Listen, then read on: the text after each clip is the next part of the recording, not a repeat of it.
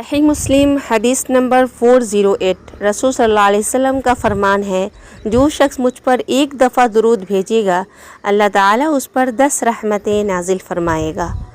جامع الترمذی حدیث نمبر 3546 اور صحیح الجامع الصغیر حدیث نمبر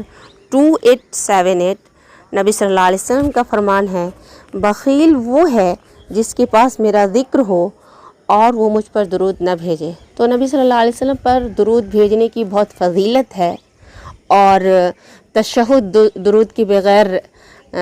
یعنی تشہد میں درود کہنا واجب ہے، دعائیں درود کے بغیر قبول نہیں ہوتی ہے۔ اتنی فضیلت کے باوجود سماج میں بہت سے درود کے ایسے کلمات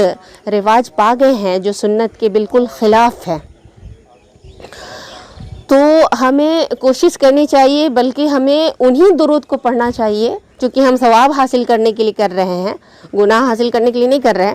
تو جو نبی صلی اللہ علیہ وسلم سے ثابت ہے، نبی صلی اللہ علیہ وسلم نے درود کے 6-7 کلمات صحابہ کرام کو پڑھائے ہیں، تو ان میں سے کوئی سے بھی کلمات ہم پڑھ سکتے ہیں۔ لیکن یہاں پہ میں اس درود کو رکھنا چاہتی ہوں، یا درود کی ان کلمات کو رکھنا چاہتی ہوں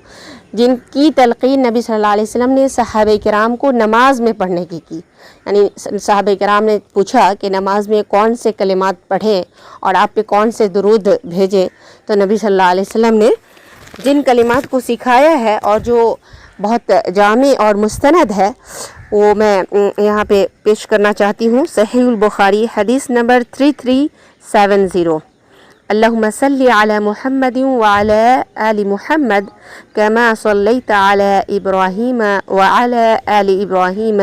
انک حمید مجید۔ اللہم بارک علی محمد وعلی آل محمد کما بارکت علی ابراہیم وعلی آل ابراہیم انک حمید مجید۔ اللہم صلی علی محمد، اللہ رحمت نازل فرما محمد صلی اللہ علیہ وسلم پر، وعلی آل محمد اور محمد صلی اللہ علیہ وسلم کی آل پر، کما صلیت علی ابراہیم جیسا کہ تو نے رحمت نازل فرمائی ابراہیم پر، وعلی آل ابراہیم اور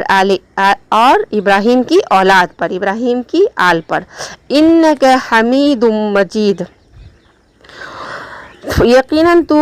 حمید ہے، قابل تعریف ہے، اور مجید بزرگی والا ہے، شان والا ہے۔ اللہم بارک علی محمد،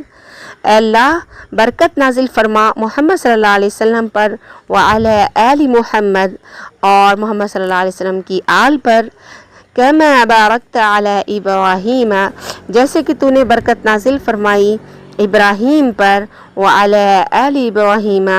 اور آل ابراہیم پر، ابراہیم کی آل و اولاد پر، انک حمید مجید، یقیناً تو قابل تعریف ہے، مجید اور بزرگی والا ہے، شان والا ہے۔